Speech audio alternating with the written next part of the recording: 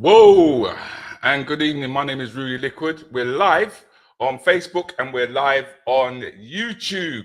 How you doing, my YouTubers? How you doing? How you doing in there? And how you doing, my Facebookers? Thank you for joining me. My name is Rudi Lickwood, as I said earlier on. And what I like to do here on Keeping It Real is I like to look at our unsung heroes, people that we grew up with, listening to, who took us through our youth. You know, because I don't feel that they got their fair share. I honestly don't feel they got their fair share. Now, I know there's one or two people who've popped into the room. Thank you for popping in. Be nice if you said hello. I would appreciate that. Just put that in the chat box and I will, of course, respond to you. So I hope you guys have had a fantastic week. I hope you've had a fantastic week. And we're about to have an even better time. Look at that. A comment is coming straight away. Nice one, Rudes. Coming in from Ches. I do believe I know who Ches is. I now know who you are, Ches. I now know who you are. Good evening, Audrey. Miss Audrey Scott is in the house. How you doing, Audrey? Thank you for joining me. Phil, the room is starting to fill up slowly but surely. Phil, how you doing? We had a great time the other day, didn't we, go? Hey! Me, you, Dave Chappelle, Dane Baptiste, Kojo, Mr. C, Peter Francis, but to name a few. So, yeah, if you have any questions for my guests, please do not hesitate to ask. All right? Do not hesitate to ask. Yeah? This is just as much your show as it is my show. And it's been a while, okay? So trust me, Rudi might be a bit slow on the technicals. All right?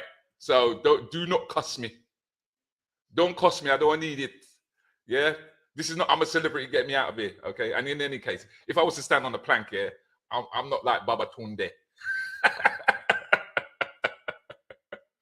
Baba Tunde must have been farting, isn't it? He must have been pooping himself. Yeah. I'm a celebrity. Get me out of here. I thought, Jesus Christ, bro. The show just start. You understand what I'm saying? The show just start and you.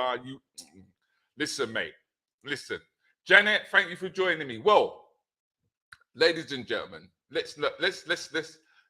us waste no time. Yeah, let us waste no time. Let me just get our guest in the room because I know it's not me you lot come to chat to. It's not me you lot come to see. Yeah, right. So let me just find. God, I told you I'm not up on the technicals. Yeah. But we're going to welcome our guest into the room.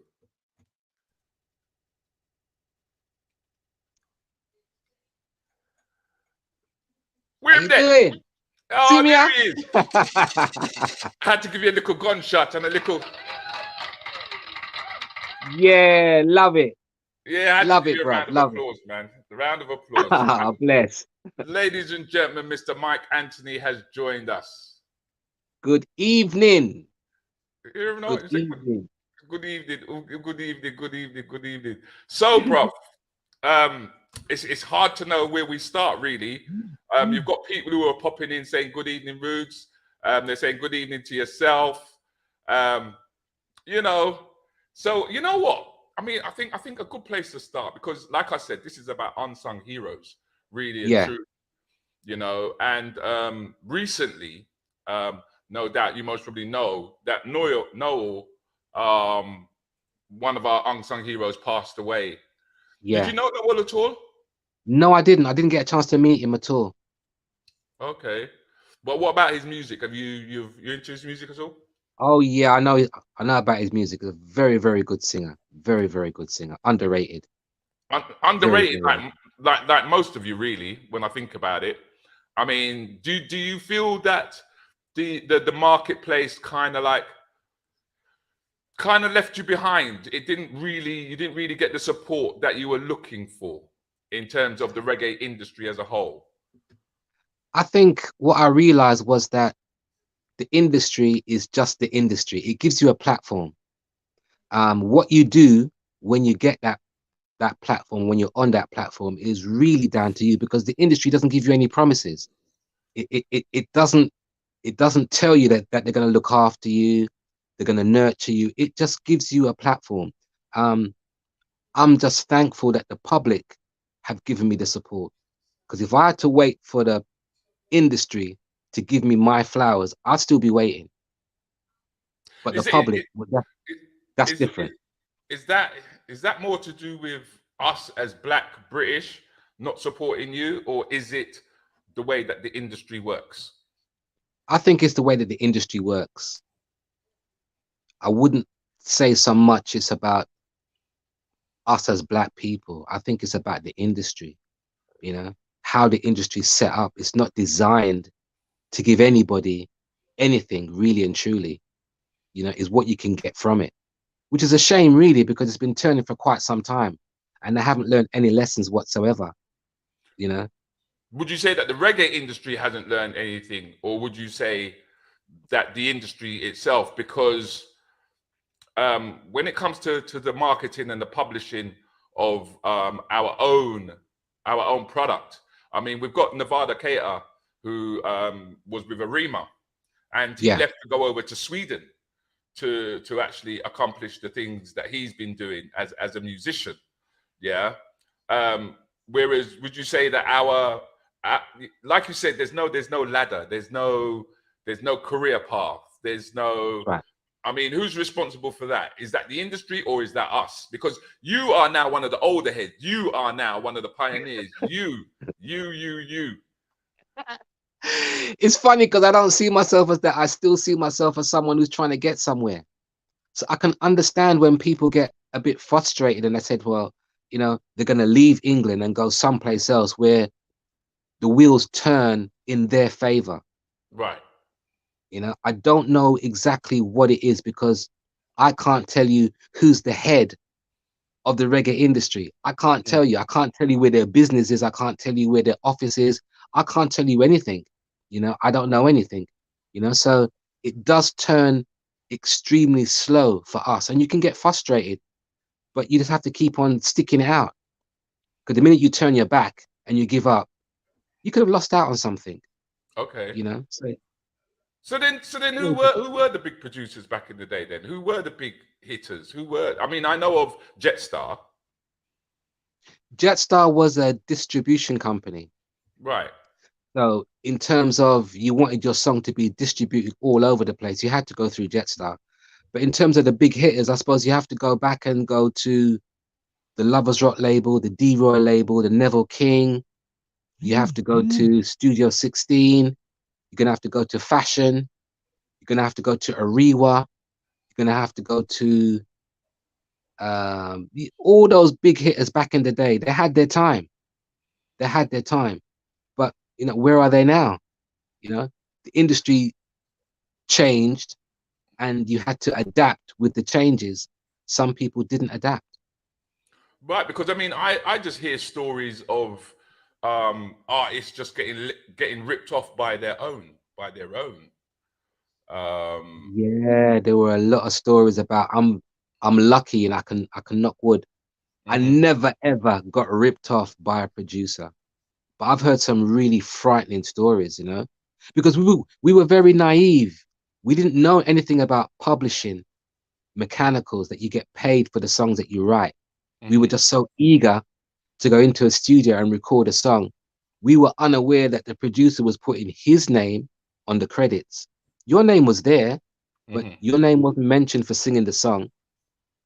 Your name wasn't mentioned for the producing or anything. So when the money was coming back, it wasn't coming back to us. It was coming back to him or Okay. them. So a Okay. lot of us were very, very, very naive, you know, Yeah, very, because very naive. I mean, I'm talking with Paul Dawkins. It was Paul who kind of like opened me up to the Yeah, fact that, you know, you guys were basically performers, is what he was saying to me. That you were yeah, performers, and that's what you were interested in doing, and it was just about getting in there and singing. You know, so that's right. when did singing start for you? How did singing start for you? Singing started for me in high school, but I was Mm. singing from before that. So when I was of an age where my parents said, "Boy, listen, it's your time to go wipe down the paintwork, you know. All right, your time to go. Yeah, get the Hoover out. I'll put out the Okay. milk." Any chore that I was given, I was singing, and it just kept on going, kept on going. So right through high school, then I started to go in for talent competitions. One club in particular in my area was called the Bouncing Ball. Why, all on, all on, all on. I remember the bouncing ball. I remember the bouncing ball. You know what I mean? This around them time there, it was a struggle just for me to get out of the house, for my mum to, like, you know, let me go and not have to clean the skirting boards, if you get what I'm saying. It was like, Same with us. Same with us. Same. Exactly the same. Nothing's changed. yeah, Nothing changed. So yeah, I mean, bouncing ball was formerly Mr. B's back in the day, Big okay. People's Club, and then it changed to bouncing ball. So they had a talent contest, and I used to go there week after week, and I used to lose. I See, used to get booed. I used to get booed. no, Mike, Yeah, no. It's like you're yeah, telling my story now. yeah. You used I to used get to booed. get booed.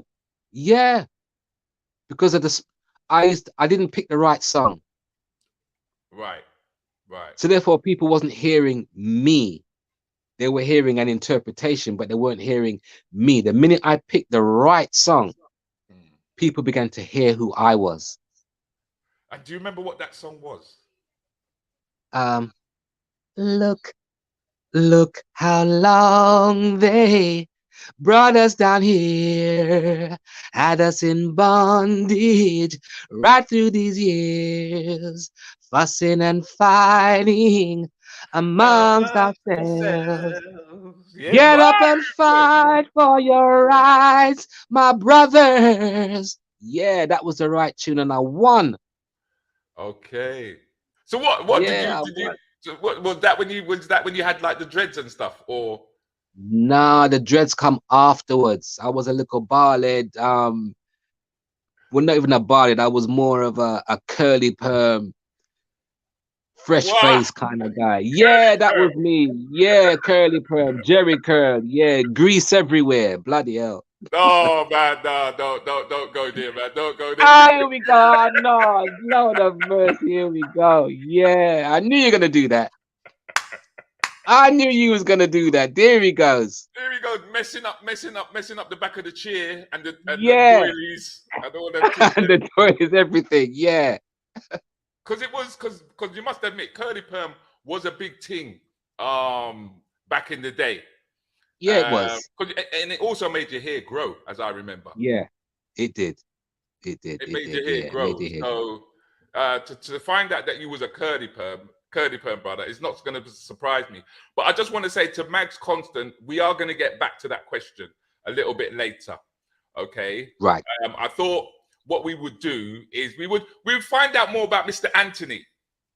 Yeah, because we all know that he is a musical genius. I mean, Nevada he put something up here a minute ago which caught my eye. Let me see if I can find it. Nigel Benjamin, I know you're in the house. How you doing, my friend? There was something that Nevada put up here. Unless it's gone, Nevada. Something about your voice. So here we go. That's what he wrote. He wrote, "Man with the original satin voice." That's what he said. Yeah, okay, the man with the original satin voice. Yeah, so I understand. We all know that if there's one thing that you can do is sing. Yeah, Right. yeah. But we want to know about you. Because we see what we see is the guy up on stage, the guy that we all want to Yeah. emulate, the guy that is letting us know how you're supposed to talk to a gal. Yeah. How you forget her panty drawers beyond their ankle, yeah. Use the man who tell us about use the man who tell us about that, see. But we want to know about you. Where are you based? When you grew up, where were you based, and where did your parents come from? Okay, so I'm one of 6 brothers. My parents come from Jamaica, Mhm. a little small village called Trelawney up in Yeah, man. Awassa. I've heard of it. Never been. Heard of it though. Never Never been. been. Ah, lovely place. Absolutely beautiful. Yeah, very, very tranquil. So I was born in England, grew up in New Cross, and then we left New Cross and went to Dulwich. Dulwich. Left Dulwich Dulwich. quite posh. Yeah, Dulwich quite yeah. posh, ain't it? No, well, Dulwich is kind of posh, poshish. Posh-ish. Yeah, it is kind of Poshish. posh-ish. Yeah, left Dulwich and went to Peckham. Okay. So you joined the Yeah. Africans then? You decided you're going to go back home and go to Peckham, Africa.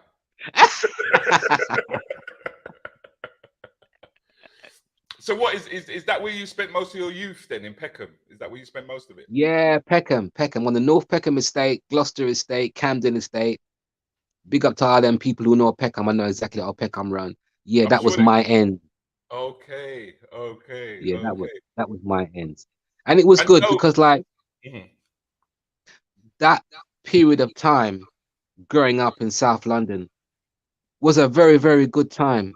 You know, a very, very good time, especially during my high school days, you know, yeah, because reggae music was really booming then, and we did everything, you know, and I was no different from anybody else. I had friends that would come to the house, yeah. and your mum and dad would say, "Yeah, them can come," and you had friends who you had to meet down the road because they couldn't Okay, really come to your yard.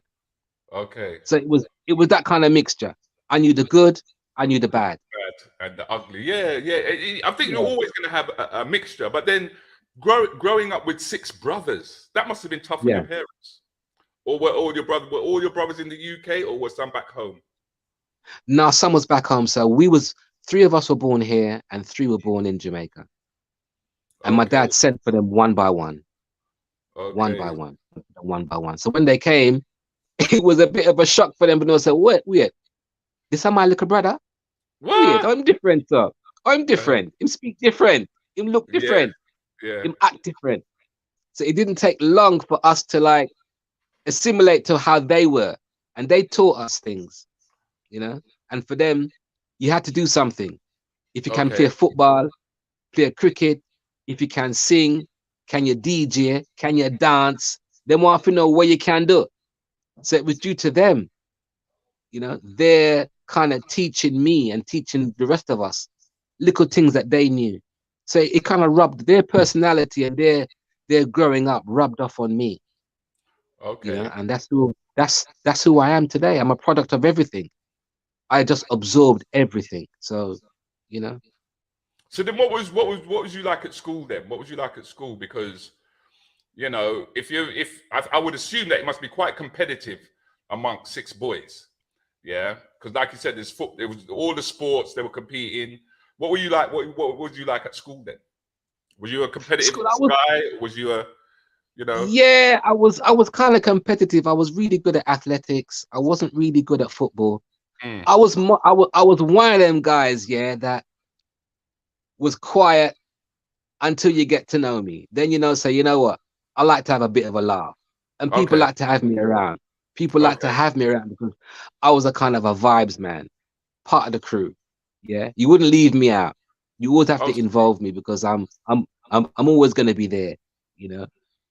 So it was kind oh, of good. But when it came to the girls things now, well, I was kind of shy. I was a bit backward in coming okay, forward, okay. I can I you can know. I can I can kind of like understand that. So then, what was school like for you? I mean, were you guys encouraged to do stuff? Did you feel that you guys were being held back in any way? I mean, what was your aspirations, and what was the first job you did when you left school?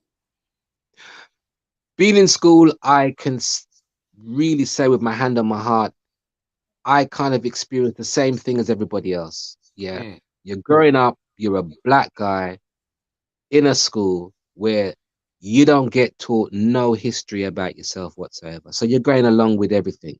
mm, Yeah. You kind of feel kind of lost because no one doesn't really understand you.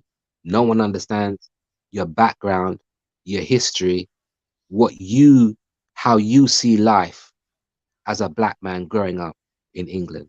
They don't understand that. You'd raise your hand for a question, but you would never get asked the answer. You'd mm. always get passed up to somebody else.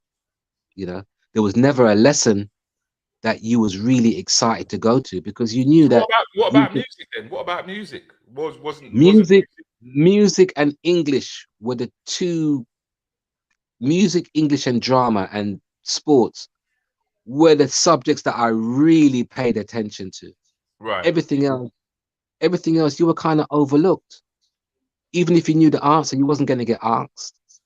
You could Hmm. have your hand up all day, all night. You wasn't going to get asked. You felt like a minority until you and your friends then got together and you kind of knew, so well, this is how it goes because you all know the same struggle. I hear You that. But grew did up the you same did way. you when did you wake up into consciousness, though, in terms of that, exactly what you're talking about? Was it your late teens or was it your early teens? Because we lived through the Brixton riots, as you know. Yeah. Right. So we saw all of that happening. Yeah. Yeah. And how did that affect you? I was kind of lucky. One of my brothers, one of my older brothers, was heavily into Black Power. He used to bring all the Malcolm X, Angela Davis, all the books and everything, and sit down and tell us that no matter what they're teaching you in school, this is how it goes.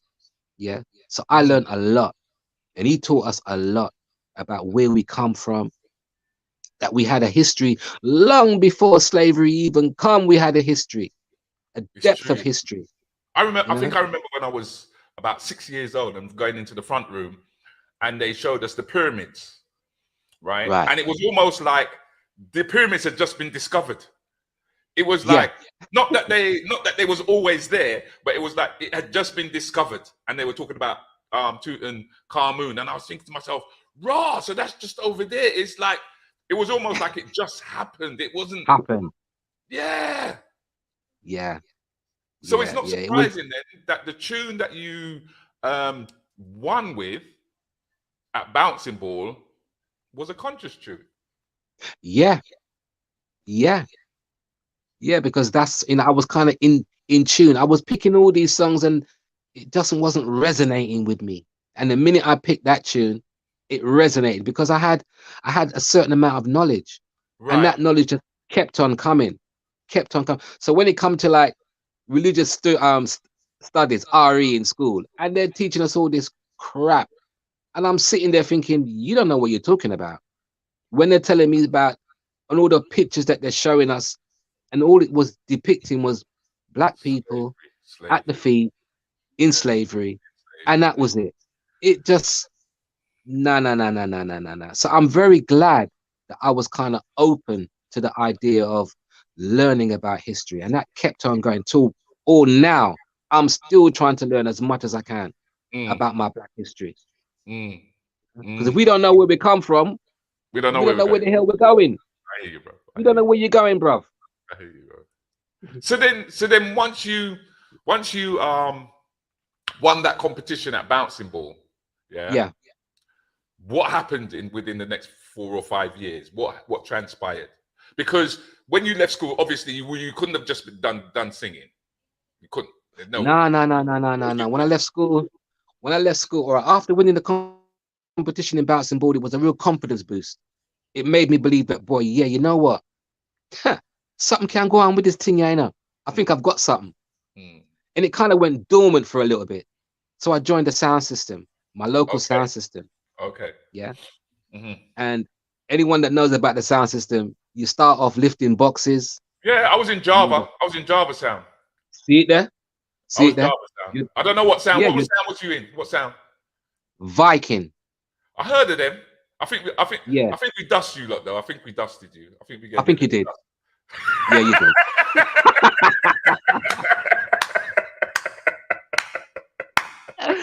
Yeah. Oh, So you had Viking sound in Peckham. You had Yeah. Saxon sound down bro. there in Lewisham.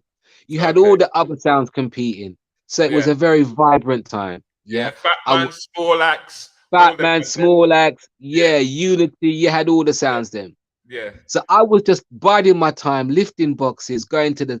And then one day, I saw this big long line of mic sharks. Everybody wants to go on the mic, and I'm itching to go on this mic, you know, and you have to join this line. And by the time you get there, the rhythms change, it's a different rhythm.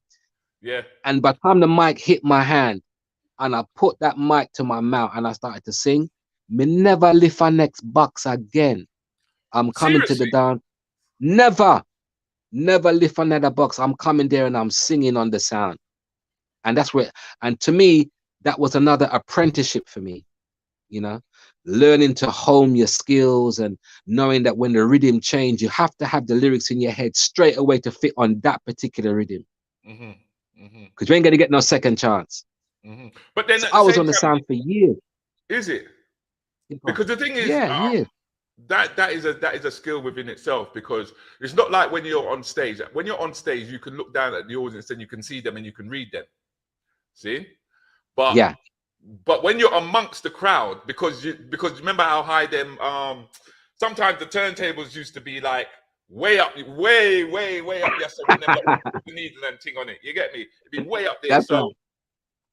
so to be able to perform into people but not actually see everybody, you know, I mean, what was you using within you to feel what was going on?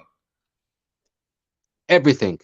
Okay. Like I said, I'm not a people that know me and see me.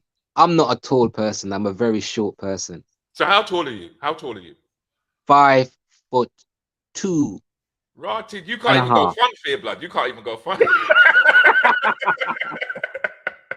Oh, you can't go on the ride. Nah, man. Sorry, you can't go on the Nah, ride. no way, no way. So people would hear me but couldn't see me. That's what I'm saying. That's what I'm saying. Yeah. So I used to have to generate all my energy just to be heard.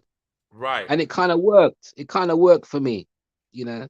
And it was through the sound system that I got my first ever record cut. My sound system sang at Barry Boom's wedding. Okay. I performed at the wedding. He heard me sing. He said, listen, when I come back from my honeymoon, we're going to go into the studio and we're going to cut a tune because I think you got a good voice. Okay. So Barry, And it was kind of Barry Boom happened your from that. first? Was he your first producer? Is that right to say? First producer. First. And Very, very first. and who did he have in his camp? Because Well, remember, Sir Barry Boom was hot, very, very hot from One Blood. Then he branched off to himself and had a solo career. Then he was producing Maxi Priest. He produced Maxi as well, yeah? Yeah, produced Maxi Priest. So we had a band called Caution Band. So if anyone's Maxi Priest weren't that tall either, really, as I remember him. taller than me. Yeah, but he weren't that much taller than you, though. He wasn't. There's no way. Taller than me. Taller Yeah? than me, blood. Everyone's Okay. taller than me. Everybody's taller than me. So are you a spiritual guy? Because, you know, have you got a church background? Yep. Every Sunday you didn't have no choice. Back in those days, you had no choice. We're all going to church. There was no saying, oh, I'm going to stay inside. Stay inside which part? Where are you going to stay? You're going to church, mate. And you're going Sunday school. And you're going to go to the church after that as well. Oh, that mercy. And you're going to come home. Yeah. I was lucky. Give time. I'll be honest with you. I was lucky. I went to an Anglican church. So, you know, white people, it start at 8 and it finish at 8. No, it start at 9 and it finish at 10. Yeah. Black people, I don't know what you're not going back for. All right. Done. What do you mean Sunday school? What's that about? I was like, when I used to hear these stories, I was like, raw, we didn't do that. My mom used to send us church and never go. Never so go. now she go. My mom goes now. You know what I mean? Because she's closer to the Lord. Yeah. She's on her way, basically. You know? Yeah. I love church. I really did. I loved it. I must say I got a lot of encouragement from church, especially when it came to the singing. You know, I used to look forward to that. If you were part of the choir or, you know. Yeah, I used to love all that. I mean, from church, going to church was going to Boys Brigade. Oh, you went Boys Brigade was another well? thing. Yes, fam. Loved all that. Right. Yeah, loved all that. That's where all the pedophiles hang out, boy. That's where them I don't know about them. I ain't really to meet none of them there. Me never meet none of them man there. Me never meet them man there. Jesus, yes. No, because I mean I did the Cub Scouts thing. I did the Cub Scouts. Okay. Yeah. Okay. I think the boys brigade, I'd love to have given it a go. I think it's where we found some of that discipline. Yeah, would you say? Yeah, definitely. Well, Boys Brigade brought me. I joined the choir. They brought me to the Royal Albert Hall. When I got there, I just felt like this is really what I want to do. Just being in this big place, you know. But singing was always there. But then life has a way of interrupting everything. So even though I had those big dreams of being a singer, when you're growing up, my first job was a carpenter. Hated it. Oh, you was a Could chippy. not. You was Yeah, a I couldn't chippy. take it, bro. You Yeah, I know couldn't what? The take thing it. is, I was dying for you to tell us what you do, and it was like you're skating around it. You're like, me now tell them what me do. Me now tell them. Me now tell them. But this is what we want to know. We want to know. We want to know. She's a Yeah, chippy. yeah, I was a chippy. It lasted Mm. about 3 years after I left school. Couldn't take it. Nah, that just wasn't for me. Did Splinters you in do my the hand. apprenticeship? Did you do the apprenticeship thing, or Nah, bro, just went straight in. straight on the site? Straight on the site. Yeah, straight in. Wasn't for me. Wasn't for me. I tried a whole heap of jobs that So what weren't else for did you me. try? The, Go on, tell us what else did you try? I Chippy, what else? was Uh-huh. I was the shortest postman you've ever seen. Oh, you did. The post the post bag was bigger than me. See, If you ever see me walking down the street with this post bag, you say, "Raw, where's this little short ass man going?" Because there's no way. Yeah, I did some jobs, but I must say that job there was the most interesting job I've ever done. I met some people there that I will never forget. We are friends for life with that job there. Mm. And it was during that period of time that Mike Anthony was born. Because like I said, the sound system played at Barry Boom's wedding. I was a Okay. postman, Yeah. left work with a Saturday, played at the wedding, blah, blah, blah. He said, yeah, come. When I come from a honeymoon, we're going to do this. I was still working in the post office, waiting for him to come back. The minute he came back, we did the first single. The first single was a double A side, Crash Crash, and a song called Open Your Heart. Crash, crash. I think I've got that actually. Crash, crash. Yeah. Yep. Hopefully it will come through. Is that the one? That's the one, bro. That's the one. Crash, crash. Yeah. Ah, the boy. I love you, set my heart free from the moment I saw you again. Flash, flash, flash, came those memories. Why, oh, why came the tears? I love you, set my heart free. It's a nice tune. Why did I love that again? It's a nice What tune. is this pain I feel? Can it be real, Then, my dear? what made you write it? What made you write it? Watching. All right then. As a child growing up, I was very mischievous. I used to do some badness around the house, some real bad things, you know, and I Because used to you get said that you're one of six. You said you're one of six. So which? Yeah. What, are you the baby? Are you? What are you? nah, second from last. Oh, you're second from last. All right. Go on, Mr. Badman. What, Yeah. was you, what did you get up? What did you get up to? I used to, my mum and dad used to have these porcelain dogs in the front room. Okay. And I remember them I porcelain remember the dogs. dog. Remember the dog. Then. Remember the dog. Then. Yeah. I used to get up to Hollywood. So one day, and I took my fast self, went into the front room, the door was open, went inside there. I found a little chip on the dog's nose. And I Okay. started to chip it away. Next thing, the whole of the dog nose just fall off. Oh no. Michael, who did that? I don't know who did it. I found it like that. I didn't do it.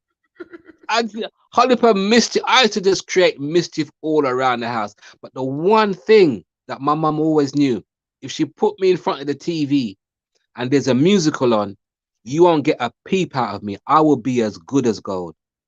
So me watching all the What was one of your favorite? What was one of your favorite programs growing up? I mean, I'm talking like from Jack and Ori, yeah. You know Jack and Ori? Magic Roundabout, yeah. Oh, come on, bro. Magic Roundabout. Hold on. Magic Roundabout. The Tomorrow People. Oh yes, yeah. Yeah. Right. So what was you into the sci-fi then back then? What was your cartoons? What was you about? All of them. Hector's House, Marine Boy, Magic Roundabout, Jack and Nori. Marine Boy. Come on, Marine Boy. What? Yeah. Banana Splits? Yeah, that Banana was early Splits morning. was That was early Saturday morning. That's Saturday morning. Yeah. Yeah, mate. Yeah, HR Puff and stuff. Come on, bruv. I can tell you all them Hey, ones, oh, all of them. what do you do when you can't get enough HR? I remember HR Ah, Puffin too. Yeah, it's see coming back there? now. Yeah, yeah, It's coming back now. Yeah. yeah. All them films. I had to watch all of them. But yeah, so getting back to Crash Crash, it was from watching those kind of films and getting the kind of influence from those early musicals, that's where the melody kind of came from, you know, Okay. and it kind of stuck with me. It was a half finished song, and Barry Boom said, "Right, let's me and you get together and let's collaborate and let's get this song done." And the finished product was more than I even expected, you know, Okay. more than I even expected. Because do you play an instrument? Do you play any instruments? The instrument I play is my voice. Okay, that's your instrument. Okay. That's my So, instrument. so what are you part of the post production when it comes to tweaking? And I've seen these big boards, man, where they start tweaking the buttons and all that kind of stuff. Do you get involved in that, or you just allow the engineers to do what they do?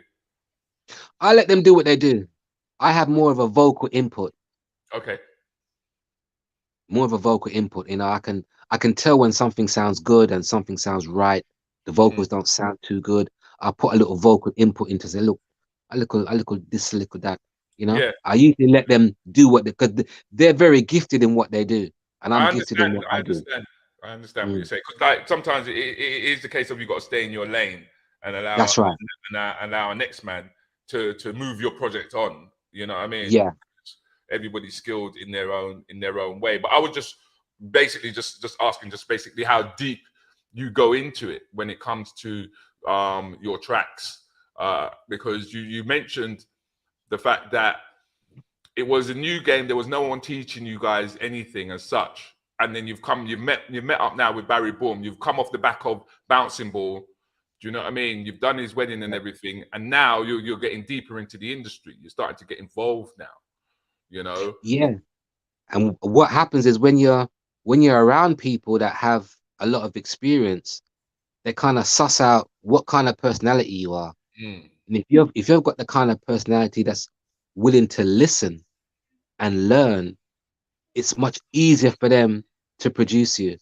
Okay. So I was very raw. How you sing on a sound is not how you sing in a studio. It's very Hmm. controlled. Okay. The lyrics that I would write were sometimes back to front. So Paul Robinson would say, "Look, put the last verse first, put the first verse last. Hmm. We'll put the chorus there. We'll Hmm. have this part," and you kind of learn how to construct a song. Even though Hmm. I was writing lyrics, they weren't songs, they were just lyrics. When you find someone who is a good songwriter, you Right. begin to learn how to construct, how to do things in the right order.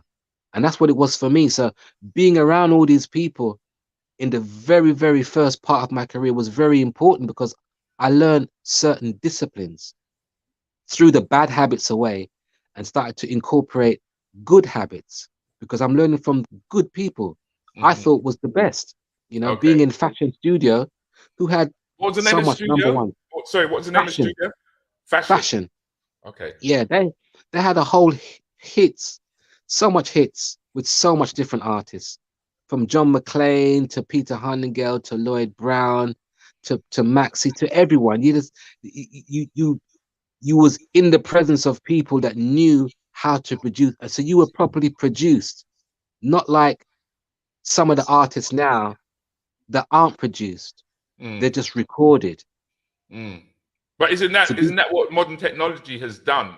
It has allowed it's a, I mean, it's allowed people to just be in their bedrooms and record and produce. Yeah, but to what standard?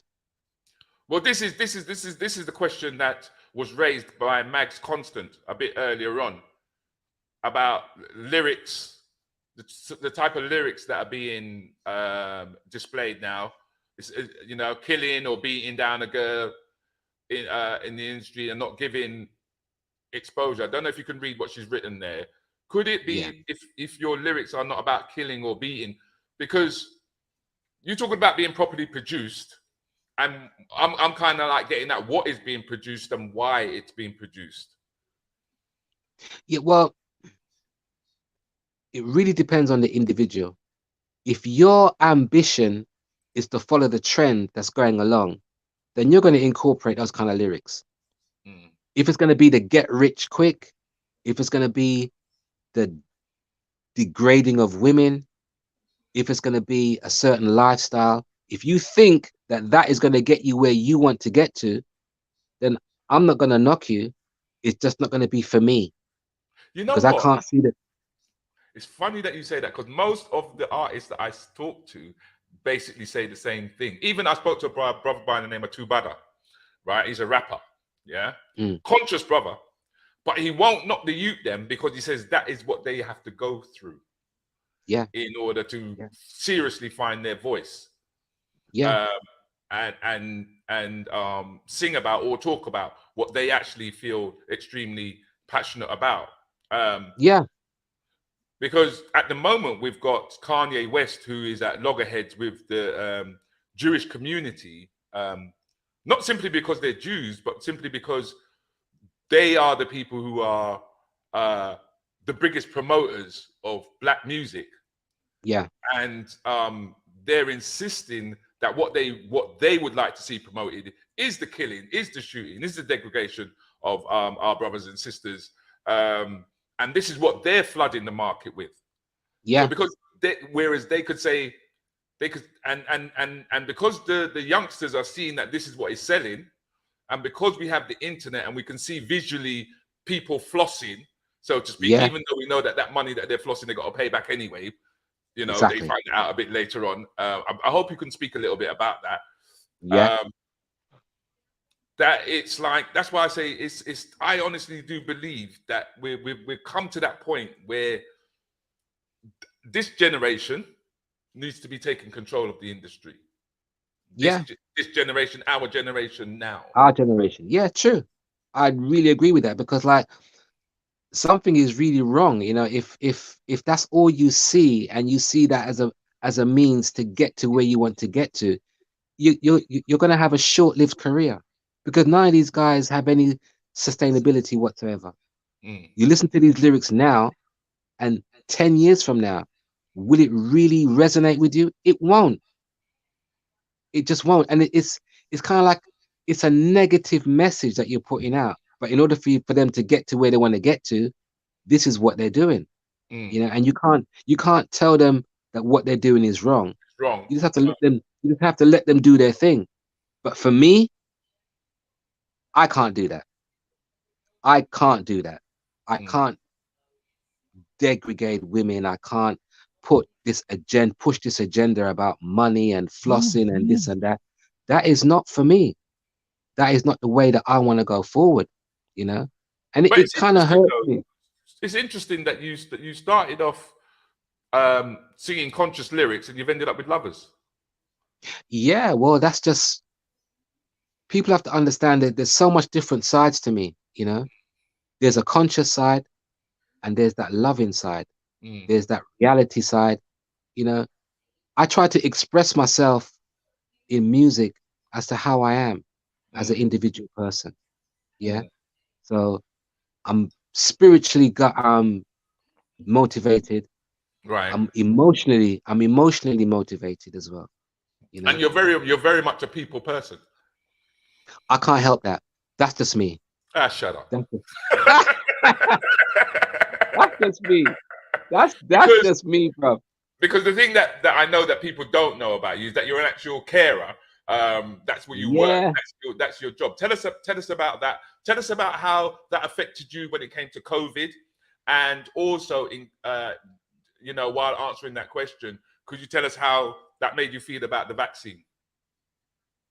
All right then. So after I did all these various jobs, I decided, boy, you know, I got to try something different. I got to find something that's me, because all these jobs I've been trying to do, I just don't feel it. The only job I really feel to do is music. And I knew for a start, I was never going to be able to do music full time and look after myself or a future family.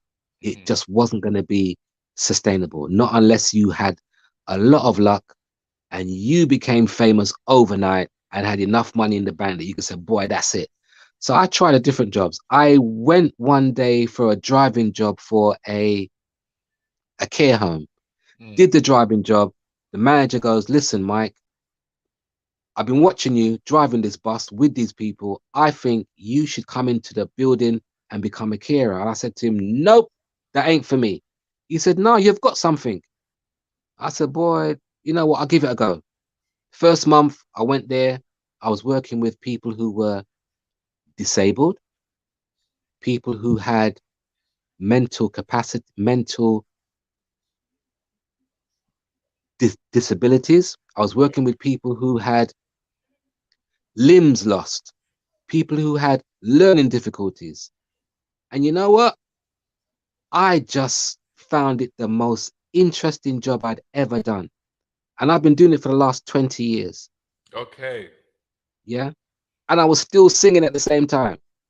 Carer by days and singer by night. Yep. And right the way through the whole of this pandemic, I never stopped working. So I saw the fear on people's faces when this COVID thing come along. I saw how it separated friends, separated work colleagues because of this agenda about take the vaccine, don't take the vaccine. If you don't take it, you're putting my life at risk, blah, blah. I watched how it just separated people. It became a big debate. You know, do you take the vaccine? Do you not take the vaccine? Fortunately for me, I didn't have no choice because my workplace was going to kick me out and all the rest of us if we never took it. So for us, it was mandatory. We had to take it. And that was my biggest issue, was the coercion, because my wife works for the NHS, and it was the coercion, and I just literally fought the whole thing the whole way. To be honest with you, yes, because of conspiracy theories, etc., but also because of the way in which I felt that carers were being forced into a situation that they had no say over. Yeah, we had no say. We had absolutely no say. No say whatsoever. It was either you take the vaccine or you're going to lose a job. Well, so then how did you feel then? So then how did you feel when it all came to an end and you didn't have to take it? Because that's exactly what happened with my wife. She held out right till the end, where they said that if they don't take it, they gave them a date, right? And they said if nurses and them don't take it, they'll be out of a job. And then, like you said, people were leaving, and then the industry started running short on staff. Did you not feel cheated in some way? Yeah, I felt really cheated. Really cheated. We felt bullied. Yeah. We felt like we were really bullied because we did something that we didn't want to do. You know, and I wish I was working for the NHS because then I probably wouldn't have taken it in the first place. But I did. I took it. I put my fears to one side. I said, but whatever's going to happen, it's just going to happen. I never shouted at the rooftops and told everybody, yeah, but we don't take it. It's just something I did because I knew I had to keep my livelihood going. I got a family, so if I'm not working, what's going to happen? Yeah, because you mentioned that you got a family, you got 6 children, between yourself and your wife, which must be a beautiful thing. So I can understand that, to say that the choice you didn't really have a choice when it came. Who is that geezer? Who the hell is that geezer? Who's that geezer? I don't even know that. You see, she had to sit down to make me look tall. That's how it goes in life. That's how it is with me. That's your beautiful wife? Yeah. And her name oh my days. Her name is Denise. And yeah, between that's you, you've got 6 children. So what age groups are the children? My eldest is now 38. Well, you shoot seed early, boy. You shoot seed early. Woo! So you keep going. Give us the age groups. Give us the age groups. Yeah. So it's 38. Yeah. 38. Then there's 27. You can't remember their names, you know. 27, 34. Yeah, we're all there. They're all there. They're all there. They're all there. But yeah, What's it like? it's a bit. What's it like performing and your children are watching you like that? Oh my days! It's the most reassuring but yet frightening thing Mm, to be performing in front of your children, mm. because you don't know how they're going to see you, because obviously they're of the now generation, so they've Yeah, heard about you, they've of listened to course. your songs growing up. Yeah. When they actually get to see their dad, their old man on stage, it's On like stage, yeah. Because obviously yeah, your personality becomes 10 times bigger than like when because you know what I'm like. You know what I'm saying. When you come off stage and you go home, you shrink. yeah, You that's rein it all right. in, innit? You got to rein Yeah, it all in. Like when you go yeah, to like when you go abroad and stuff. In fact, we should talk about when you're going abroad. But like when you go abroad and then you go to the you're staying in a 4 or 5-star hotel and your bed is changed, your bed gets changed, and wait, what's happening here? Your bed gets changed.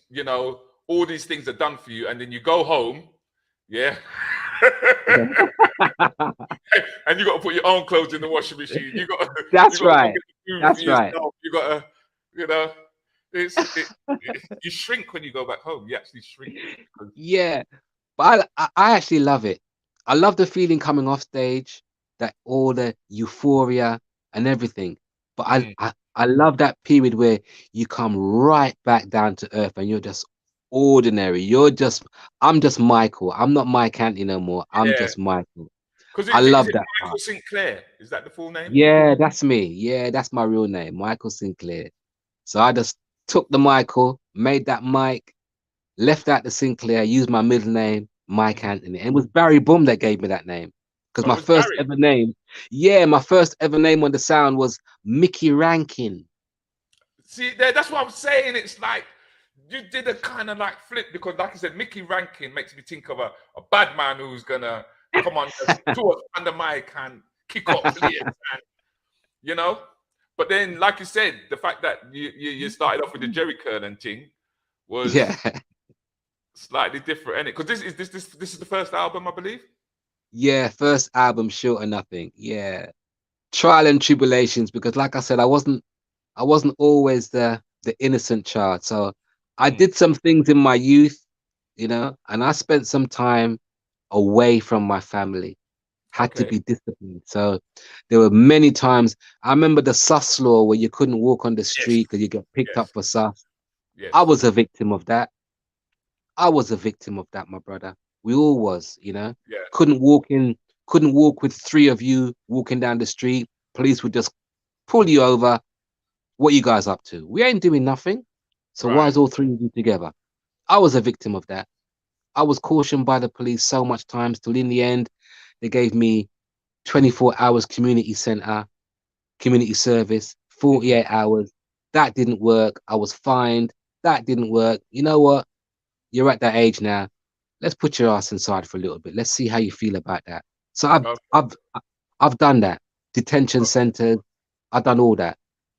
You know, came out, and the one thing that I really regretted was the look on my mum's face, the disappointment. Because remember, so when you come from a West Indian family, Hmm. it kind of has reverberations throughout the whole of the family. So, oh boy, I mean, so your son get locked up. It's not something that any mother wants to talk about. Right. So I was really disappointed with myself that I had to put her through that and put the rest of the family through that.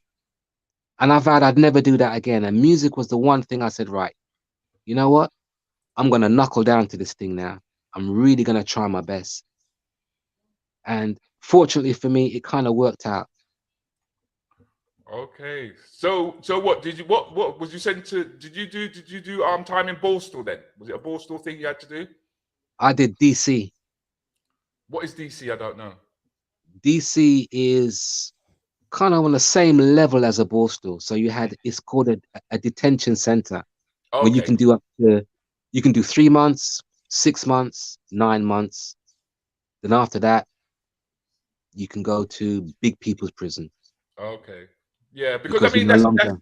I look at that as youth, right? And I think the whole point of youth is to make it. It's when you're supposed to be making your mistakes. It's just that some people Yeah. make bigger mistakes than others, and they can't recover. Yeah. That's right. You know? But That's those are the times that we go through. So when was the first album produced? That was in the, what was that, 80s, 90s? That was in the 90s. Yeah. Yeah, 90s. That's when the first album came. Producer was a guy called Gussie P, long-time producer, still with me right now. You know, gave me the benefit of his experience. You know, we went to Jamaica, we came back. The album was produced, it went out there, and I think for Mike Anthony, his songs were kind of like slow burners. Okay. Took a long time for the public to really gravitate to me because there was so much different artists out there. You know, So who you was had out so there much at the different time that joints. you were? Who was out there at the time that you was competing with? Ah man, Peter Spence, Lloyd Brown, Peter Honeygale, Roger Robin, you name it, you name it. Vivian Jones, Deborah Glasgow, Paulette Targer, so much different artists. Janet Lee Davis, you had so much different artists. But I've never So heard much you do. different. I've never heard you do though a duet. I You couldn't haven't find heard it. it? Who have you done a duet with? Sandra Cross. Oh, Sandra. Okay. Yeah. So what did you and Sandra do? We did a song called, what's the song called again? AirPods and AirPods Pro are custom. What was the song you guys did? I'm trying to remember the song. You got me on the spot now. Yeah, good. Oh my days. Oh What do you call my a proper days. interview? Yeah, live interview. Oh my God, it's gone from my head now. I look for it as well. See if it's out here. Yeah, she wrote that song. Mike Anthony and Sandra Cross, Crazy Love. Yeah, great. That's the one, bruv. That's the one. It wasn't a song that I wrote. Yeah, if it was a song that I wrote, I would remember. But Sandra actually wrote that song. I said, well, why don't you come in and just do a little thing? So yeah. Okay. So that's what you guys sang. And there's also another song with Mike Anthony and Shandy, Never Win, Never Lose.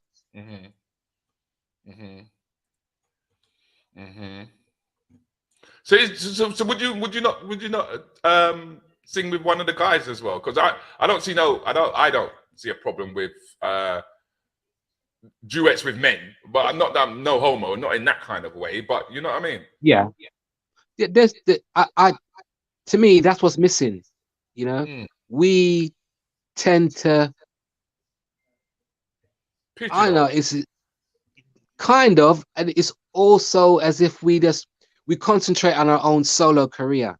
Whereas you look at other genres of music, like R&B, and even from the reggae world in the international, there's always some kind of collab going on, but we don't really do that over here. And I don't know why. And when it does happen, it's usually between people that kind of know each other, rather than bringing somebody else in. I think the Americans naturally do that, and it's only now in my genre, my space, where the comedians are beginning to do it now, and realizing that we're stronger working together than moving around as individuals up and down the circuit. Because what I like about you, what I found quite interesting, was you don't restrict yourself to performing to a black audience. No, never. Never. Ever. And I don't think I ever will, because I've had the benefit of doing my God, working men club.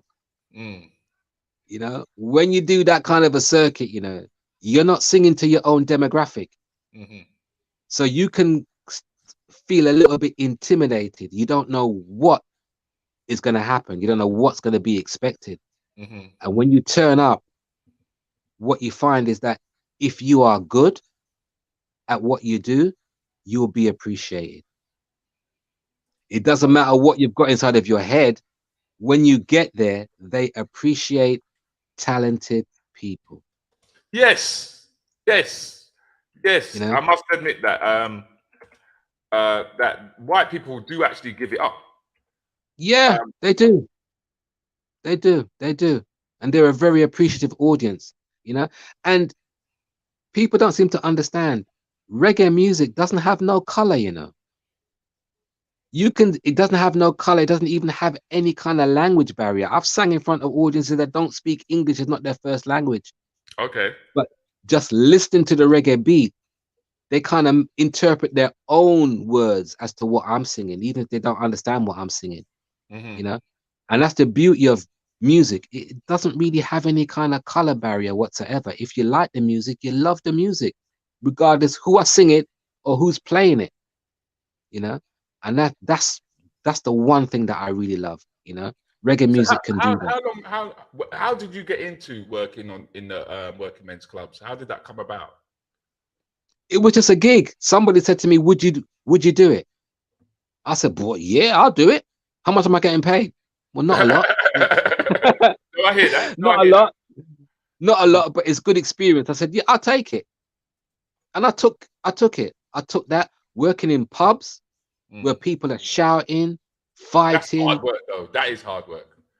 Yeah, but yeah, no, that's hard work, man. I must admit. I remember doing It places is. like the Rat and Carrot and all them kind of. They used to have clubs like that called the Rat and Carrot, the Australian pubs and places like that. Oh my gosh, some of them pubs, some of them places, and to me, it's a good place to hone your skills and find out what you can do and start to put a stage act together. Because if you can sing amongst people who don't really care who you are and what you are, they've come there for a good time, you know. And when somebody comes up to you and says, "Hey, listen, mate, you was really good," you know, you think, Yeah. "Right, what? You actually heard me." Yeah. You didn't think people would be really paying any kind of attention, but Yeah, I thought there. I thought he was playing your pool. Yeah. I thought he was playing your Yeah, darts, mate. I didn't know you was listening. Doing them clubs really stood me in good stead. I have no regrets about doing them kind of clubs at all. And even being a support artist, I didn't mind whatsoever, because so no one's coming there to see you. They're coming to see the main act. But because that crowd is there, you have to now use it. You're on stage first. Go on there, get on there, do your thing, yeah, and get off, because the main act's coming on. I loved it. Whether it was Jodeci, whether it was Beres Hammond, whether it was Donnell Jones, I did all of them kind of things. I mean, you say that, but there's been. I've got here. I'm going to find it. I've got a very extensive list of some of the artists. Oh my days! That you, Admiral Bailey, Horace, Yeah. Andy, Mike Anthony, Starkey Bantam, Big U, Everton Blender, Ken Booth. Yeah. Nobody was coming there to see me. I know that for a fact. But for the fact that there's going to be an audience there, this is my time to show them what I can do. So regardless, you kind of step up. A person gives you an opportunity. You don't relish it. You just take it. You grab it with both hands, and you do the best that you can do. And you hope that you leave an impression in someone's mind, because if 2 or 3 people come away from that show saying, you know what, I liked you. You were good. Yeah. You've done something. Yeah. You've done something. And that's what I always try to do. No matter what the situation is, you put me on the bill, I'm going to do 100%, because I want you to go home and say, you know what, that guy wasn't on my radar, but you know what, tonight, I'm going to Google him. I'm going to search him. Okay. I'm going to find out what he's done, because I like what he did. Yeah. That's the most that you can hope for. I'll be honest with you, Mike. I'll be honest with you. I think you need more. Whoever your PR is, you need more stuff up on the net. You need 300 times what you've got on there, because bless. for the amount of years that you've put in, it's not reflective of who you really are. Okay. It's not really. I don't think so. Because I remember the song that blew up. Do you know what I mean? We will talk about it because we have to. We're forced to talk about it. We're forced to talk about it. But I like the idea of knowing how you developed your stagecraft, and where that came from. Do you know what I mean? And how you used the fact that you were short. How your personality became bigger than life, and the way that you presented it the way that you present it on stage. I really do love it. I really do. Oh, bless. Yeah. Because I people, haven't Have a look at grown it. 1 inch. I try everything and still can't grow. But still, I am the short man, no short or nothing. I'm telling you, I feel like I'm 6'6" now. I tell you, man, wanna know if you make a short man feel tall, you know? What a showman! You hear him, short man, not short or nothing. And him reckon him tear up bed sheets. You know what? 20 of them no cut. You know what it is? He wants to be whipped into submission. Yeah. All right. Yeah, call my name. Yeah. All right. Yeah, 50 Shades of Black, baby. Oh dear, you disgust me with that kind of behavior. You disgust yeah. I like the way He's the a way bit the blue, whole- isn't he? He's a bit blue. No, it weren't blue. That weren't you have you heard me on stage? That weren't blue, bro. No, I really liked the whole stagecraft. I really like the way that you interact with your audience. You play with the presenters because when Mary J. Blige first came to the UK, she could sing, but like you said, she was in the studio in a controlled environment. That's right. And then what happened is when she went live, she didn't know how to project. She didn't know how to be, and she got booed, and we sent her back home. I remember. You remember, yeah? I remember. So, yeah. So when you're saying to us that, you know, the whole working men's clubs, the whole community centers, because I mean, the community centers must have been, our community centers must have been difficult because they're playing dominoes. Yeah, and it was just, this is where the catchphrase come from. Because I went on stage and I just heard his voice say, I want a shot, man. I go, where am I going? Him can't sing. Get him off, man. So when I heard that, something in my head just said, yeah, me shot, but me not shot or nothing. And I heard some people laughing. That's what I'm saying, bro. That's what I'm talking about. And I said, That's right, what I'm talking about. is going to stick in my act. I'm keeping Okay. that. Yes. I'm not leaving that. Yes. And I kept on building on it, saying to myself, if I can get the jokes in before you lot do, You? Okay, I like this. nothing you can say can hurt me. And I kind of, and it kind of wins the crowd over. It settles the crowd. You know, it gives me a chance to interact with them, you know, and it gives me a chance to give them a bit of my personality. Yeah, because that's just me. I want them to feel comfortable. Yeah, I mean, just look at the way that she's emoting there. You know, Oh my God. It's just the emotion that you can see coming out of her. It's just, Oh my gosh. And I don't, you know what, Rudy, I really do. I don't get it, because I keep saying to myself, I'm not there yet. okay, I've still got more growing to go. okay, There's still another level that I want to get to. Remember, so I grew up listening to all the songs of my mum and my dad, which was Motown, all those early soul singers, right the way through up, you know. right. And those guys could really charm the pants off a lady. So when I see ladies doing that to me, I think to myself, well, am I doing something good? Because as far as I know, I always go back home and I go over the performance that I've done mentally. Right. And I try to think of things that I should have done that I didn't do. And the things that I did that I thought, no, I shouldn't have done that. Okay. So you're constantly, constantly refining your delivery. All the time. Trying to find out what can I put in and what can I take out. There's certain things you can't leave out, but there's certain things you can sprinkle in just to make it a little bit better. Not every show is going to be fantastic. Never. Not every show. Let's be real. It never is. That's never right. Is. Never is. You know, but there are certain steps that you can take to ensure that you have a good show, and that's what I want to do. You know. So have you never? Because I do. I mean, I alluded to it earlier on. I mean, haven't you thought about teaching? Haven't you, you know, thought about that road? Or are you just, you know, no, that I just want to focus on the singing? I would love to mentor somebody in singing. I believe that we all have something that we can give, especially to the youths and up and coming. It's going to be very difficult for me to say I'm going to mentor somebody who's already in the industry, because I know they're going to think, well, who the hell is he?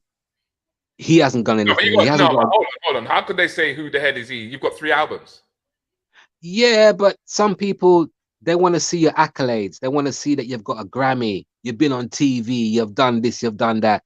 I'm not prepared for the backlash that's going to come from my own community, you know.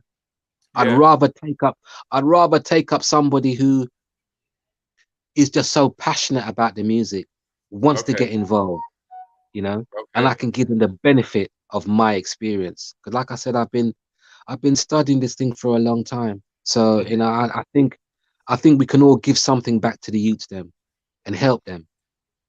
Yeah, you know, because I think as we alluded to earlier on, a lot of them are confused and lost because I understand why they want to chase the money, like you said, because it is readily available on the internet.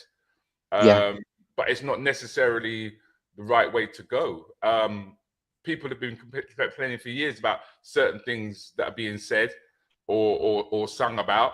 I've just managed to get that tune that you said you sang. Cut it up one time, cut it up one time, cut it up one time. Still your number one. No, that's not it. That's not it. Wait, hold on. No, that's not it. That's the wrong track. Hold on, that's the wrong track, people. You have to bear with me, Rudy. Try to do the multitasking. He's trying his best. Don't cuss him. Yeah, don't cuss him. I'm trying to do all the multitasking at the same time because like Sonia, baby, I see you, baby. I see you, Sonia. I see you, darling. Yeah, oh good. The one with yourself and Sandra Cross. That's the one that the track that I was trying to download at the same time. Unfortunately, we don't have if we had a visual, did you not do a video of that at all?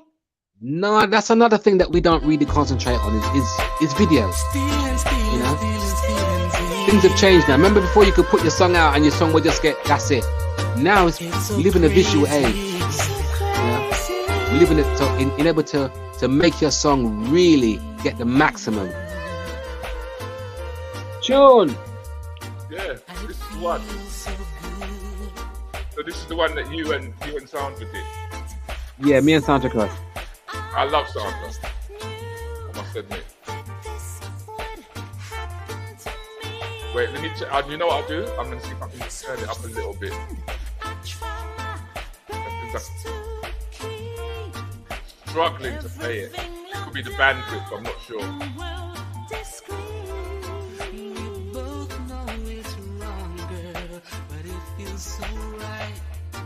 Caught up in the rapture of sweet love tonight. So let's not spoil this moment that we have to share. Let's live, let's love, let's share. Hey, you meant to work to find the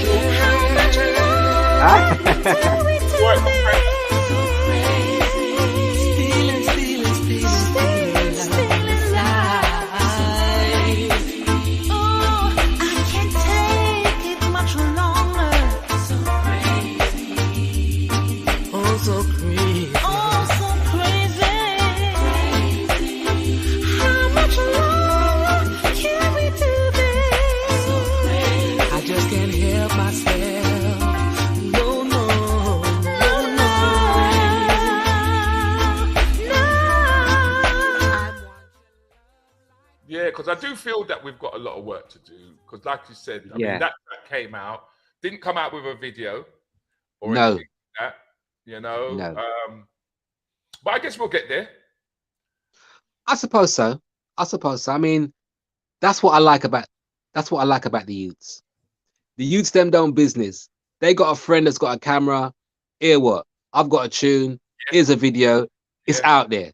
Yeah. Yeah. Yeah. You know, that's so we can learn.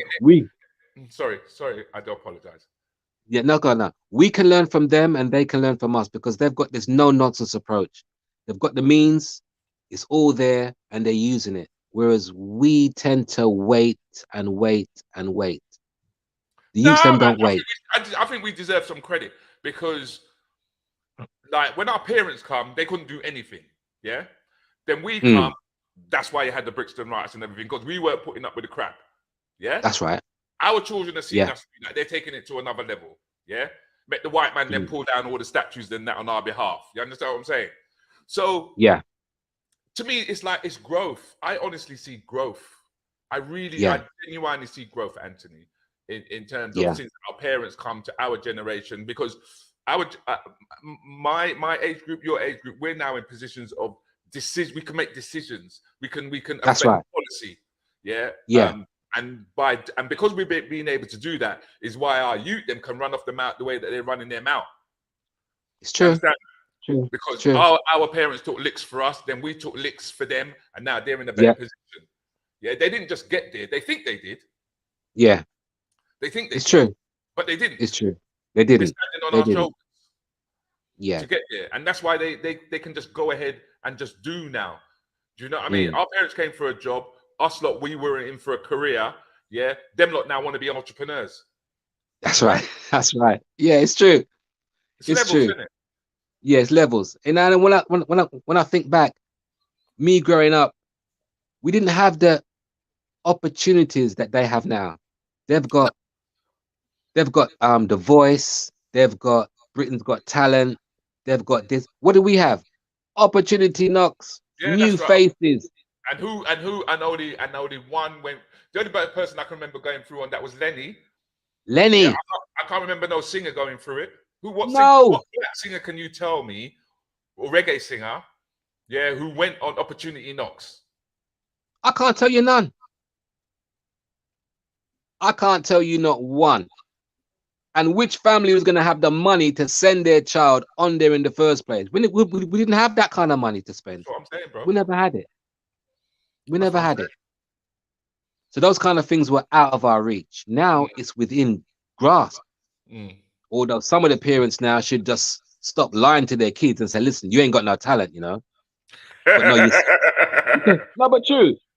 Listen, some mate, of the parents should. I'm 100 with you. I'm 100 with you. When my daughter comes home, when my daughter comes home and the picture ain't good, I tell her it's not going on the fridge door. It's not happening. That's it.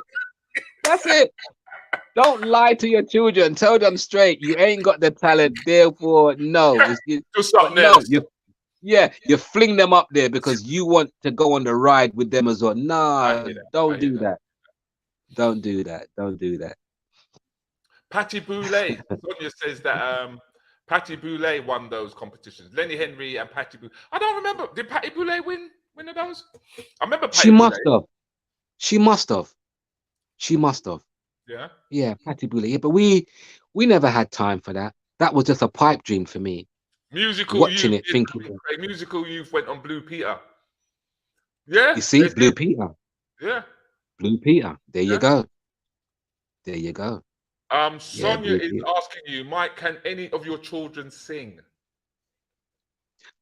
My son Stefan can sing. He doesn't think he can, but he can. He's more of a DJ than a singer. Okay. So let's. I mean, we're winding up now. Tell us something that nobody knows about Mike Anthony.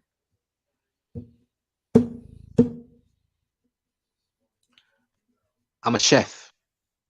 Oh, see.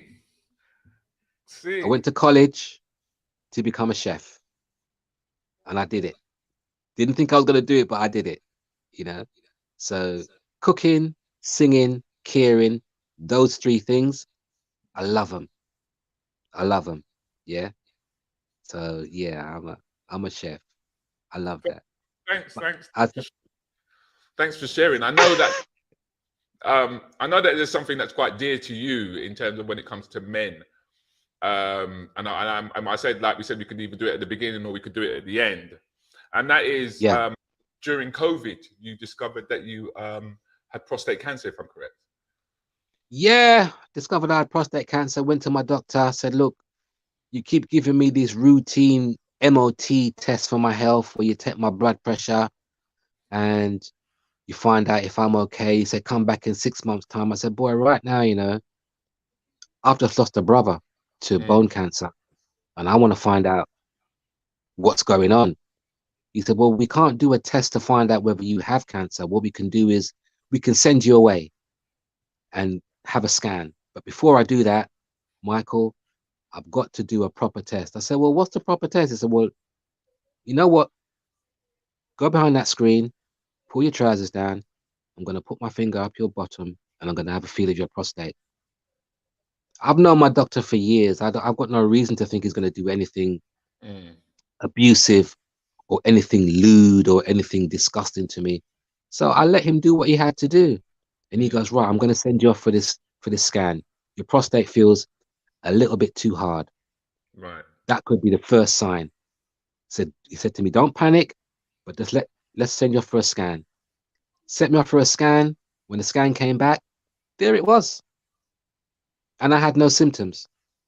Whoa. None whatsoever. I wasn't waking up during the night, bursting to go for a pee, and then when I get there, I can't pee. I wasn't peeing during the day, every minute run to the toilet. I had no symptoms whatsoever. But this thing was just there waiting to be found. And I'm glad that they found it. You know, so I had the treatment for it. I couldn't go on stage because of the treatment, what it was doing to my body. So how Couldn't go did to the it studio. what did make you? I've got no idea what that feeling is like, Mike. I've got no idea. So it'd be interesting if you could share that with the community. The sort of thing. Yeah, what the radiation treatment did to my body was that it kind of made me unable to control all bowel movements whatsoever. So I couldn't even leave the house. Okay. I was just penned up in my house. I couldn't go to work. I couldn't do anything. I was just laid up in my bed. When I was able to get up out of my bed, it was just straight to the toilet and back, having to wear incontinent pads. You know, it took a lot. The road to recovery took a long time. And I wasn't sure whether or not I was going to be able to come back and sing. It's funny, you know, because you and Nearest Joseph went through the same thing. Yeah. Yeah. I heard Nearest's story. Yeah. Nearest went through the same thing. Yeah. I really wasn't sure. And now I kept praying all the time. You know, there were times when I was really down and the public never saw me. You know, well, I had to stay inside my house and I cried like a baby. I used to watch all these flyers coming up on Facebook thinking, man, I wish I could be on that show. I really wish I could do it, but knowing full well. Yeah, because it was right. Because when was the brother who put on the Lovers Rock shows, man? Orlando was putting them on, and the brothers them up in Birmingham. Yeah. I forgot their. I should be able to call their names. It's disgusting that I'm not calling their names. I do apologize.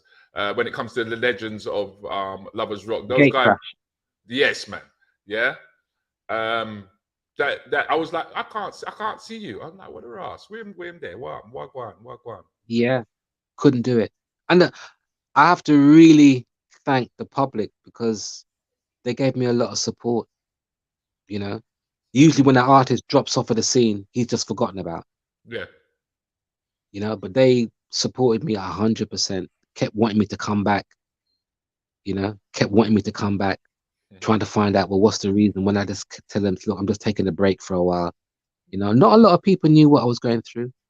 I never told people the full extent of what I was going through.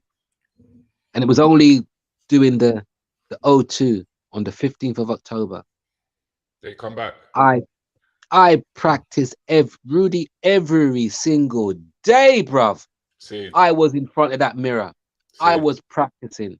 I was doing push-ups. I was doing sit-ups. I said, listen, you know what? I've got to be on this show. I'm not going to leave myself out. And sometimes it takes that little push, that little determination, you know, to say to yourself, you can do it. You will do it, you know. But I think that yourself and Nearest Joseph are living proof that you can do it. Both of you are. Yeah, you can. Because I think the first thing that happens to you is psychologically. Once you get diagnosed and a man says to you, cancer, your head has to be able to deal with that kind of information. That's the first thing, you know. And then once you process that information, it's all right, let's deal with the recovery part. Okay. So it's processing the information, then it's the recovery. And everybody's body is different. Some Right. people, it might take them 3 months to recover. Some people 6 months. Well, it took me a year and a half. Mhm. A year and a half. I lost a whole heap of weight. My diet had to change. Yeah, because I thought you'd slim down, you know. I'm looking at you and I'm thinking, no, I'm not look full fierce. In fierce, not look full. Yeah, I it's look on your difficult. neck as well. I mean, I look on your neck. I mean, I was, well, go on. Yeah, And I just thought, I lost. because I hadn't seen you, I Yeah. just thought, you know what? It's just age. It's just age. But I didn't realize that you actually was going through this experience. Yeah, lost a lot of weight, man. A lot of weight dropped off, you know. So now it's back into the gym and back into my house, and I've got all my stuff around me that I can do to kind of get myself back up to speed. But yeah, the diet is very important. Things that you used to eat before, you can't eat anymore. If you're a drinker, you've got to cut that out. If you're into any kind of heavy drugs, you've got to cut that out. You know, Your whole lifestyle. You have to drop me weed. We have said to me, no, we have to drop Yeah. me. Everything has to change. See. Everything has to change. In order for you to get yourself back to where you want to get to, everything has to change. Your whole outlook on life has to change. Otherwise, you will not get there. You can't be a half-hearted thing. It's got to be a full thing. Yeah. And that's what I've done. I've just embraced it fully. Certain things I can't eat, certain things I can't do, certain lifestyles I don't do. Yeah. A lot of life changes. Yeah. But I'd rather those life changes. Yeah, exactly. I'd rather that than be here. So all you men out there, if you're suffering from getting up in the middle of the night because you have to go for a pee, you best get your ass down to the doctor and find out what's going on, because something ain't right. You shouldn't have to be getting up in the middle of the night to go for a pee, and you shouldn't have to be peeing all the way through the day, or going for a pee and there's nothing there, but you're straining your ass, straining, and nothing's coming out. There's a problem. It might not be prostate cancer. It might be your prostate is enlarged. Okay. But there's a problem. Get it fixed before it fixes you. That's what I say. And I think that's a great message for you to give to everybody. I mean, Jennifer Grant says, Mike Anthony, thank you for sharing this personal journey you went through with your prostate cancer. Respect and blessings. Bless you, Jennifer. Because I think it's important that the community hears things like this, that we're all basically human, you know, and things happen. And yes, there is such a thing as male pride and what have you. And by the way, the doctor don't need to stick his finger in your bottom no more, you know. He can prick your finger. Of course. Of course. No, I was going to make a light of that. I take that back, right? But what I'm pleased and I'm happy to see is the fact that you've come back so strong. Thank you. And this is the way I'd like to close out the show tonight, by sharing just exactly how strong you've come back with that big tune that I know everybody wants to hear about and talk about. Yeah. But the thing is, the sheer fact is that we know about that tune. And I think we would much prefer to watch your performance. Bless you.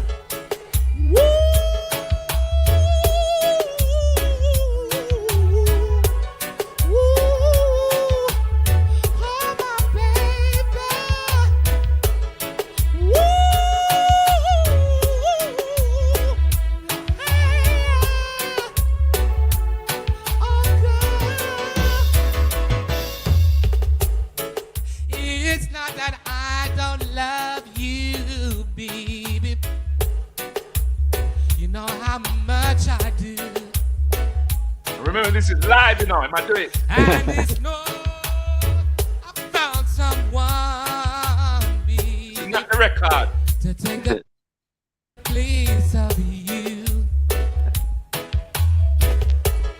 It's just just a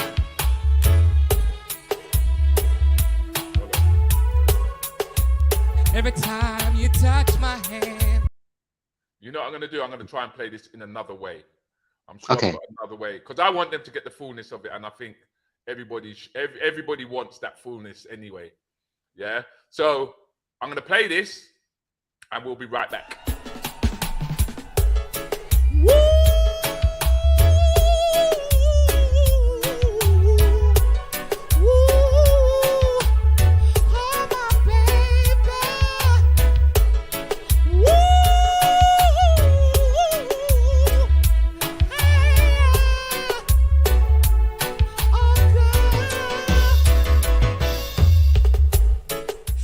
It's not that I don't love you, baby.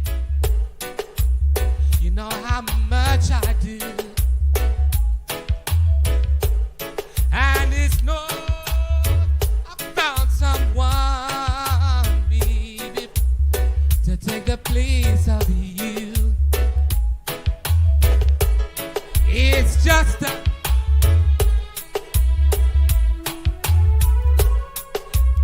every time you touch my hand,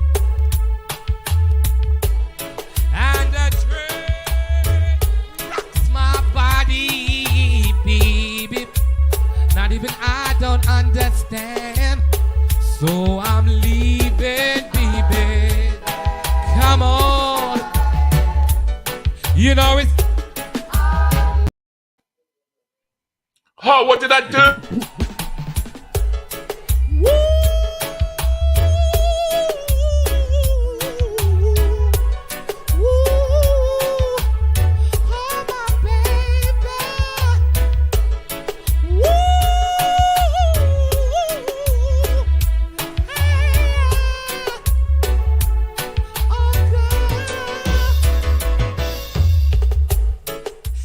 It's not that I don't love you, baby.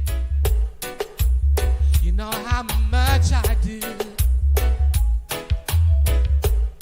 And it's no, I found someone, baby, to take the place of you.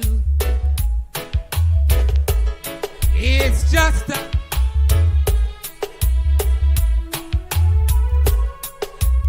every time you touch my hand, and the dream rocks my body, baby. Not even I don't understand, so I'm leaving, baby. Come on, you know it's to play it smart. I'm gonna walk away from love. Breaks my heart.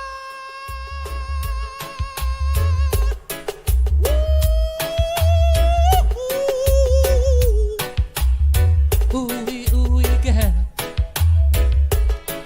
Oh, baby, you're breaking my heart.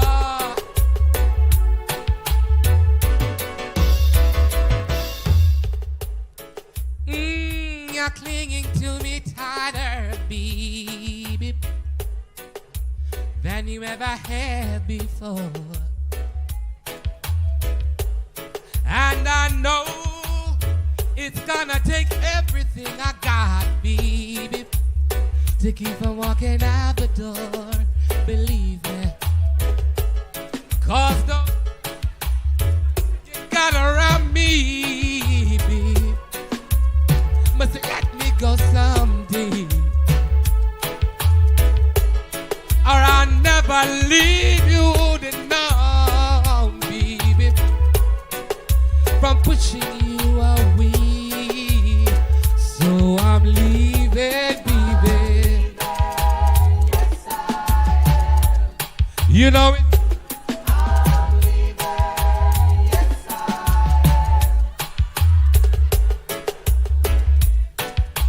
Walk away from love. Breaks my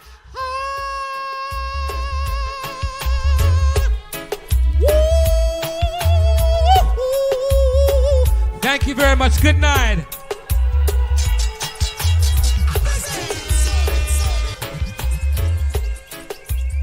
What a showman! You hear him, sharp man, not short or nothing. And him reckon him tear up bed sheets. You know why? Toenail them no cut. That's not necessarily true. Oh, somebody chewed them off? No. Yo, tired. Listen, before I go, I have to make stage. I have to make way for the other artists to come on stage. But like I said before, I love each and every one of you genuinely. And I want you all to know that and believe that anything is possible, you know, for a little youth, a little local youth like myself, could be on the stage right now doing what I'm doing. It's a dream come true, honest to God. And I want to tell you this. Thank you. I want to tell you this. I got something I'd like to say. It's rather colorful, but I'll say it anyway. Black is our color. Black is our name. Health, strength, prosperity, and wisdom is our aim. Come on, cause black we are, and black we shall always be. Black in the sight of everyone, it's so beautiful to see. I love you.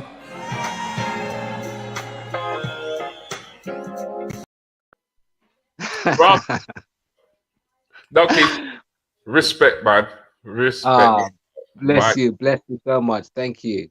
I got to say that, respect, man. I thought it would be better to play out the show, you know, rather than have you talk about that song. Let us just have the memories. Bless. Let us just. Bless. That's what you've given us, Mike. Thank you so much. It doesn't feel that way, you know. It's only when I go out onto the street and I meet the public and they come back and they say, boy, you know what, you've given me so much entertainment after all the years. And then I get the odd person say, boy, you know how much kids was made to your music. And I'm thinking, really? Yeah. Really? I don't really, it's still. You're not going to see that, don't it? It's none of your business anyway. But I just don't see myself as that kind of person. I still see myself as just Michael, just doing something that I really enjoy doing, you know, away from the imagery and everything, because it was really nice in the beginning, you know, during the 90s. Okay. When you're doing and everyone's got, yeah, Mike Anthony, and you kind of play up to it. And then as the years go by, you realize that, you know what? Yeah, he does what he does. He's part of you. You just contain him. Let him do that on the stage. When you're off the stage, be who you are, you know? And that's all I've ever wanted to do, was just be who I was, you know? And just be allowed to go on the stage. Well, Michael, thank you for showing us who you are off stage. Bless you. I think that was, thank you for sharing the cancer experience that you had. Thank you for sharing, you know, your thoughts about the industry, how it can be improved. You know, I guess my question is I would say what's next for Mike Anthony, but I know it's sky's the limits from what you're saying to us. So what I'm going to do now is I'm going to close the show, my friend. Please don't go away. I'd much appreciate if you don't go away, okay? And I will talk to you in a second. So everyone, let's give Mike a nice round of applause, please. And, thank you so much. We'll look out for you on the stage. So there you have it, ladies and gentlemen. Another unsung hero on Keeping It Real with Rudi Lickwood. I hope you've enjoyed it. I told you that I would be bringing it back. I wasn't sure when, to be honest, and I couldn't think of a better guest to close the show out with. So look out for more notifications, and I will be back with Keeping It Real with another unsung hero.